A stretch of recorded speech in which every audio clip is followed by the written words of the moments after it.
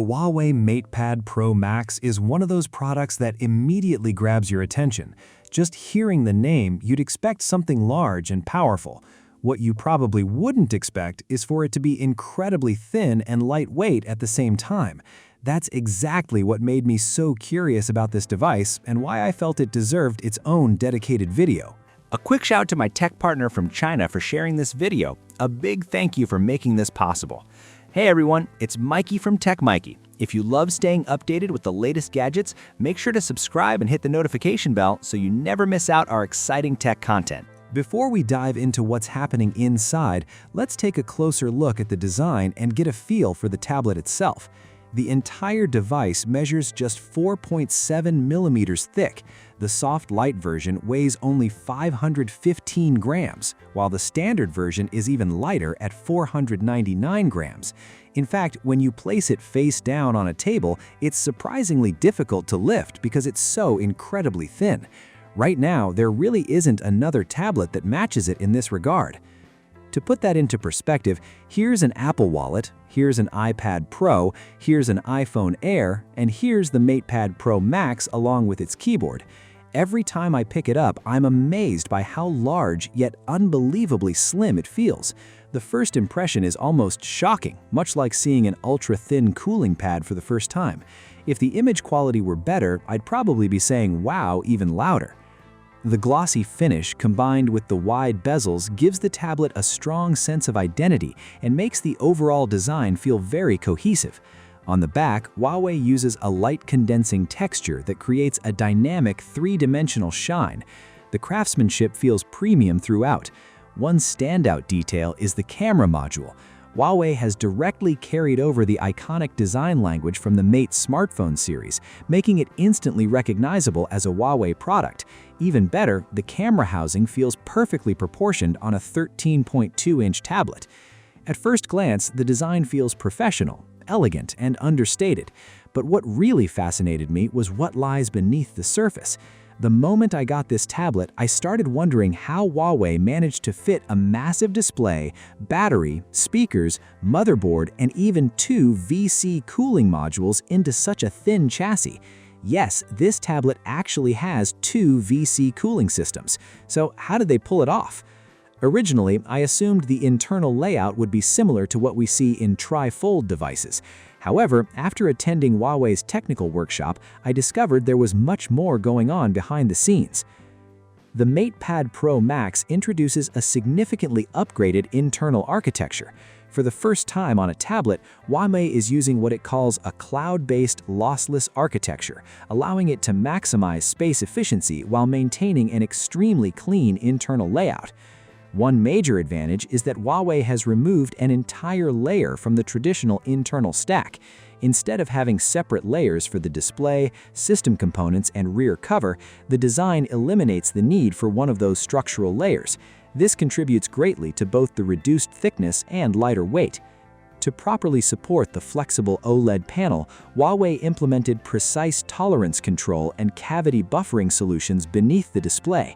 This creates a completely flat support structure underneath the screen, helping ensure long-term durability and reliability. Now take a look at the CNC machined aluminum alloy unibody rear shell. To maintain strong wireless performance, Huawei integrates a continuous antenna separation design into the frame. When the device is opened up, you'll find 6 antennas inside. 4 of those are dedicated Wi-Fi antennas capable of intelligent switching. The system constantly chooses the best antenna combination based on your position relative to the router. Whether you're scrolling through TikTok in portrait orientation or gaming in landscape mode, the tablet can maintain strong and stable connectivity. That might sound similar to what many tablets do, but the engineering behind this implementation is far more advanced. As we know, extreme thinness usually comes at the expense of strength. Creating a 13.2-inch tablet that is only 4.7 millimeters thick requires an enormous amount of structural engineering to prevent the device from flexing or bending over time.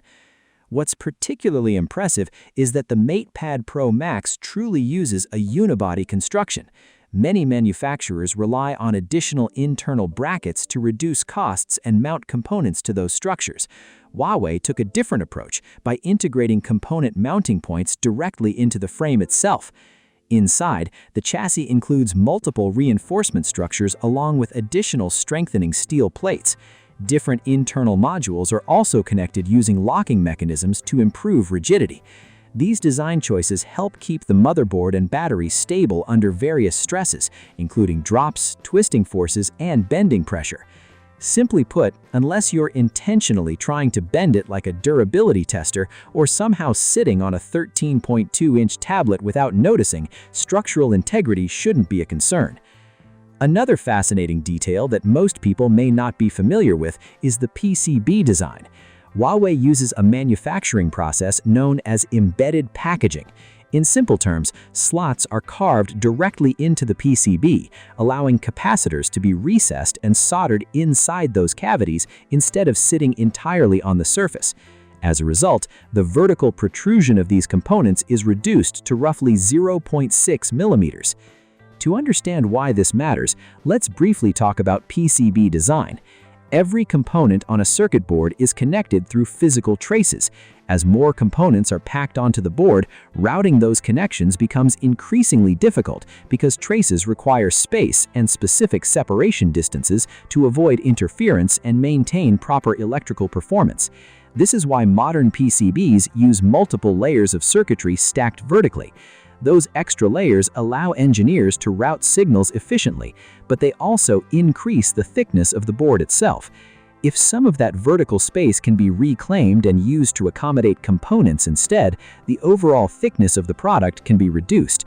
Since capacitors are mounted on both sides of the PCB, saving space along the Z-axis becomes even more important, which is precisely where Huawei's embedded packaging technology provides a significant advantage, helping make the MatePad Pro Max as remarkably thin as it is. On the MatePad Pro Max, Huawei has gone even further with the internal engineering. The PCB located behind the SoC has been streamlined by reducing 4 layers, while also adopting ultra-small 0.1005 capacitors. To ensure every component is mounted accurately and reliably, Huawei uses a precision solder spraying process for stable connections.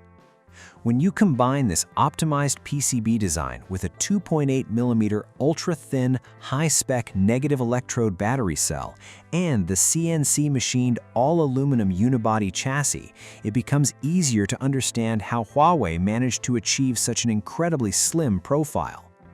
What's even more impressive is that despite pushing thinness to the limit, the design still leaves enough room for a second VC cooling module.